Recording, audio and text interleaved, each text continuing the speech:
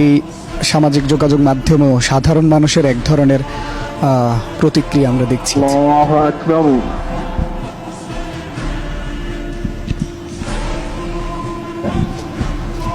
তারা এখানে আছেন। ওর যদি কোনো ধরনেরই থাকে, সবার মনে কারো যদি কোনো ব্যথা বেদনা থাকে, এগুলো আপনারা একটু দয়া করে, আমি আমার ছেলের পক্ষ থেকে আপনাদেরকে মাপ চাচ্ছি। আল্লাহ আপনাদেরকে সবাইকে মাপ করে দিবেন, ওকে সবাই মাপ করে দিবেন। আমি এটাই বলতেছি, আসলে আমার কিছু বলার নাই।